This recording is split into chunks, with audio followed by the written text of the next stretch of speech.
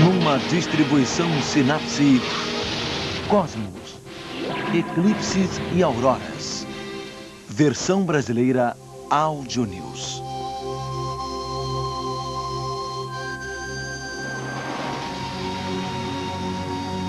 O Sol é a luz de nossas vidas. Ele brilha sobre o mundo com uma potência de 400 trilhões de trilhões de watts.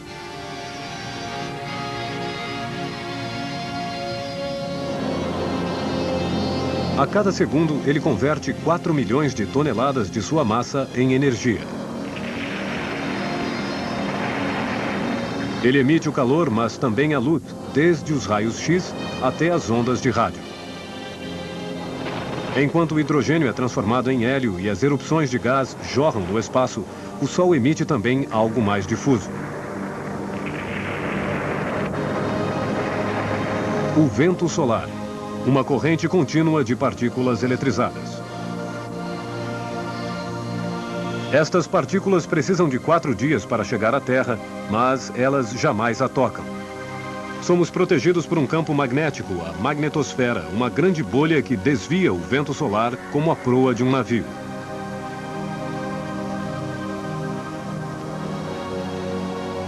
Normalmente o vento sopra a mais de 400 km por segundo.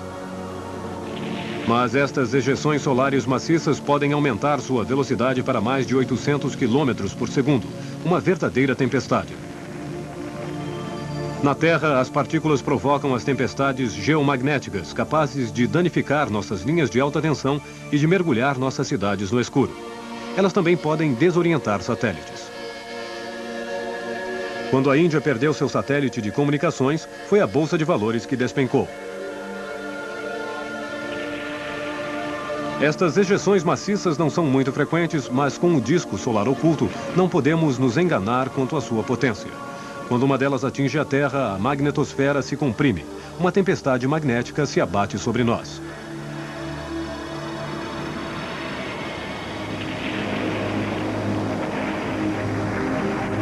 Em meio a estas enormes erupções, o Sol emite uma corrente mais regular de partículas eletrizadas.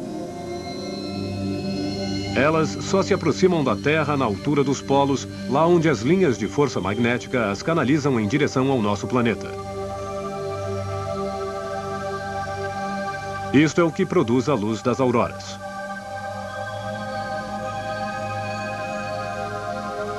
Eis aqui uma aurora boreal vista de um satélite. Uma curva elíptica de partículas eletrizadas reagindo com as camadas superiores de nossa atmosfera. A aurora boreal cerca as regiões do Polo Norte. No Polo Sul, é a aurora austral.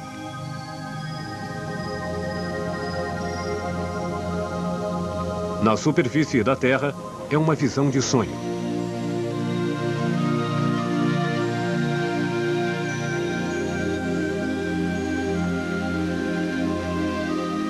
Observamos os efeitos das partículas eletrizadas caindo em espiral ao longo das linhas de força magnética.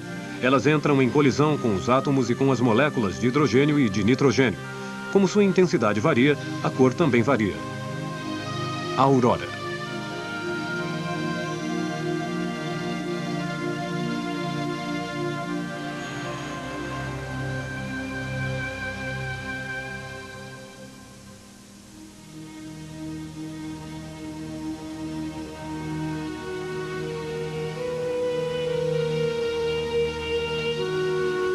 Às vezes, quando a Terra se alinha com a Lua, nós observamos outro fabuloso espetáculo.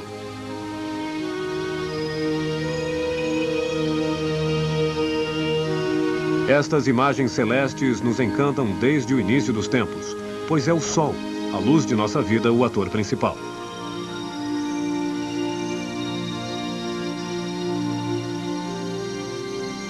É a interceptação da luz do Sol no alinhamento destes 3 astros que provoca os eclipses. O corpo que intercepta, aqui na Terra, projeta uma sombra. Para compreender a mecânica de um eclipse, comecemos por observar um eclipse da Lua. A órbita da Lua ao redor da Terra é inclinada em 5 graus em relação à horizontal, quer dizer, eclíptica. A cada ciclo de 27 dias, a Lua corta 2 vezes a eclíptica em pontos chamados nodos. Aqui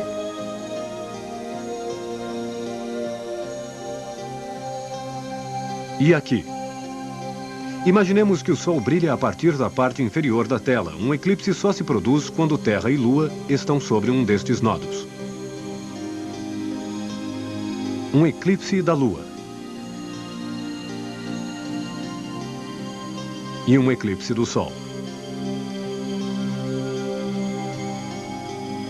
Quando o Sol brilha à esquerda, a Lua entra no cone de sombra da Terra aqui em branco. Isso provoca um eclipse total da Lua. Ela começa a ficar vermelha por causa da atmosfera terrestre. No eclipse total, a atmosfera refrata e filtra a luz do Sol, projetando esta cor vermelha.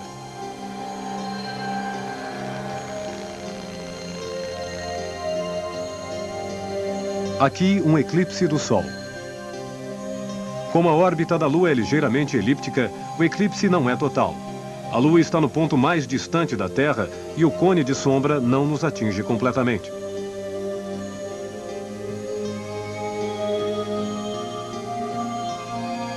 Assistimos, portanto, a um eclipse anular. A Lua está muito distante para cobrir totalmente o Sol.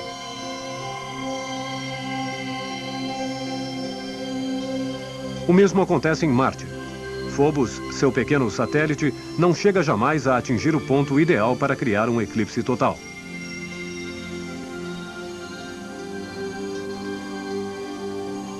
No entanto, aqui a Lua está próxima o suficiente para que seu cone de sombra varra a Terra.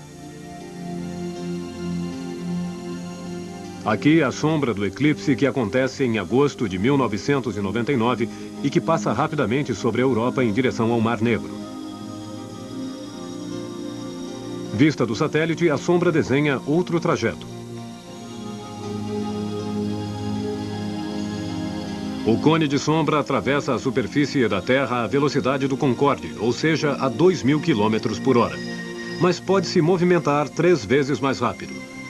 Em 1998, ocorrem rajadas de vento acima do sul do Caribe no momento em que a Terra, o Sol e a Lua se alinham.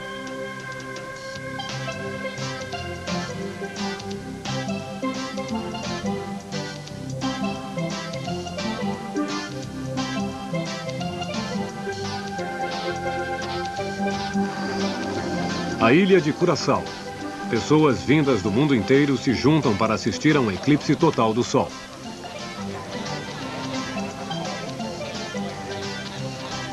Câmeras, telescópios e binóculos são equipados com filtros especiais. É a única forma de observar o Sol em total segurança.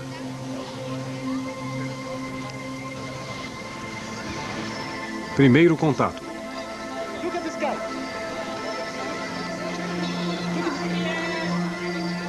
Assim que a Lua se aproxima do disco solar, nuvens ameaçam estragar o espetáculo. O céu clareia. Esta primeira fase dura aproximadamente 1h30. Os binóculos projetam uma dupla imagem do crescente do Sol.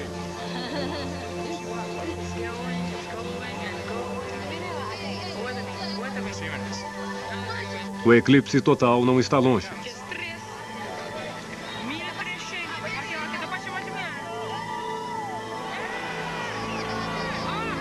O Sol está agora totalmente eclipsado pela Lua.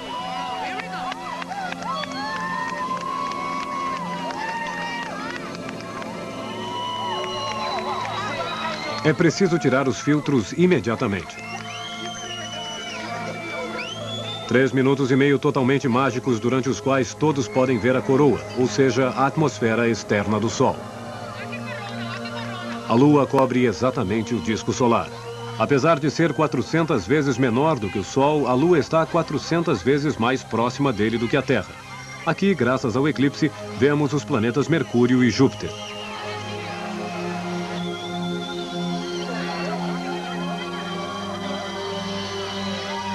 Um anel de diamante e é o fim do eclipse total.